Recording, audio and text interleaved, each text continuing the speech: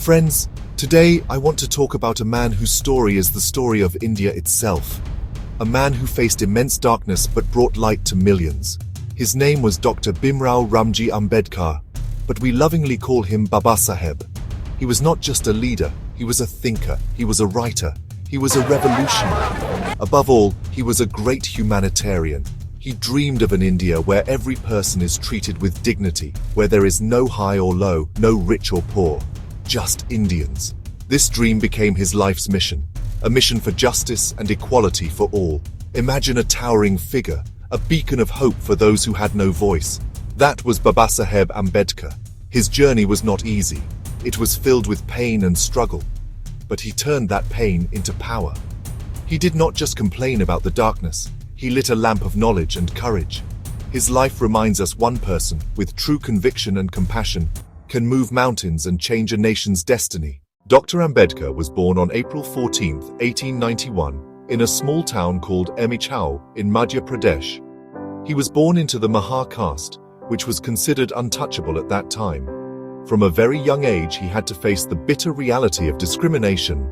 Imagine being a small child, full of curiosity and life, but being told you cannot sit with other children in school. He had to sit separately in the classroom on a piece of gunny sack he carried himself. He was not allowed to drink from the same tap.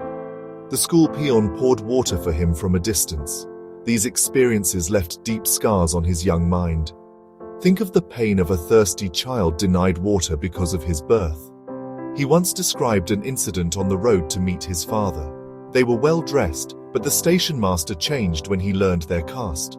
No cartman would take them.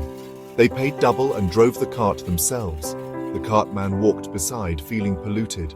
These were attacks on his humanity, but they did not break him. They lit a fire in him, a fire to change this cruel system. His thirst for knowledge was immense, yet education was full of obstacles. Teachers often ignored him. They would not check his notebooks. He was barred from subjects like Sanskrit, deemed for upper castes. Denied knowledge because of your parents. Imagine that. This is the poison of the caste system. Babasaheb studied late under a kerosene lamp because his future and his community's future depended on it. His early life was a struggle against prejudice. The walls did not stop him. They made him determined to break them down, not just for himself, but for millions suffering in silence. His childhood became the foundation of his lifelong mission. Dr. Ambedkar believed that education was the most powerful tool for liberation. He knew that to fight a powerful and unjust system, he needed the power of knowledge. With the help of a scholarship from the forward-thinking Maharaja of Baroda, he got the opportunity to study abroad. He went to Columbia University in the United States. He went to the London School of Economics in England. He earned doctorates from both institutions. He studied economics, he studied politics, he studied law, he studied sociology. He read thousands of books. He wanted to understand why societies create inequality and how it can be destroyed. His time abroad opened his eyes to a new world. He saw societies where people were not judged by their caste. He experienced freedom and equality for the first time. This experience strengthened his resolve to fight for the same rights for his people back in India.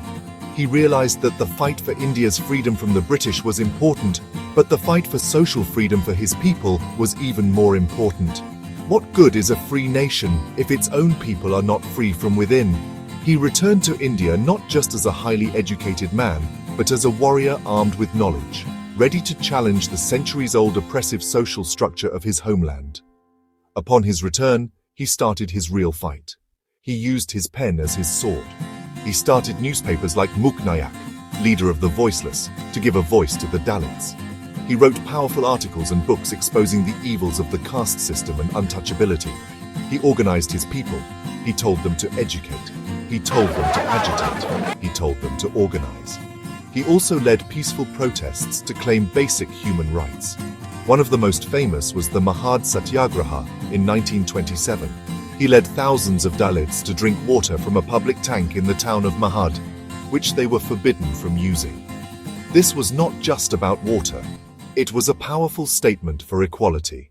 When India was on the verge of independence, a monumental task lay ahead: to write a constitution. A constitution is not just a rule book. It is, honestly, the soul of a nation. It lays down the vision for the country's future. And for this most important task, the nation turned to Dr. Babasaheb Ambedkar.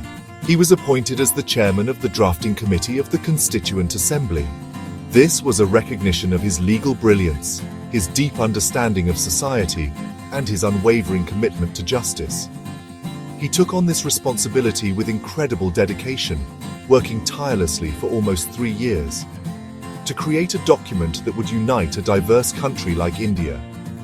He studied the constitutions of many countries, but he knew that India's constitution had to be unique.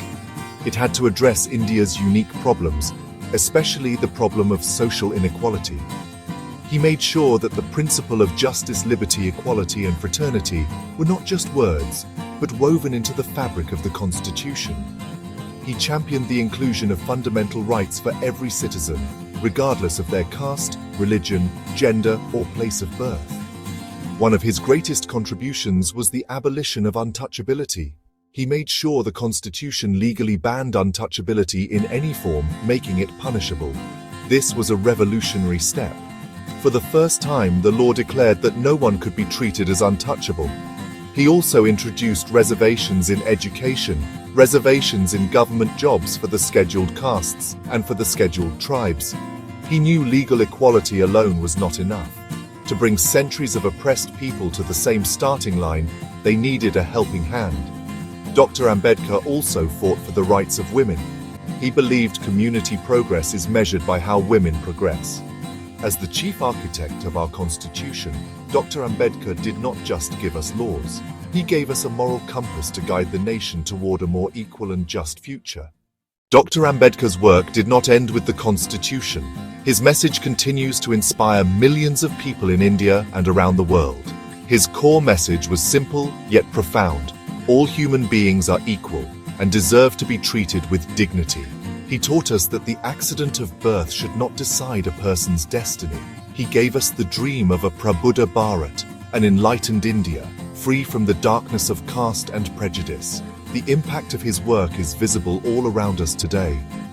Because of the constitutional safeguards he created, we see people from marginalized communities reaching the highest positions in politics, administration, science, and art. The doors of education that were closed for centuries are now open to everyone. Women have more rights and opportunities than ever before. Of course, the journey is not over. The evils of discrimination and inequality still exist in our society. But today, we have a powerful weapon to fight them, the Constitution of India, and we have the inspiring life of Dr. Ambedkar to guide us in this fight. Educate. Education is the key to awareness. Agitate. Agitation, or raising our voice peacefully, is necessary to challenge injustice. Organize. And organization is crucial to bring about lasting social change.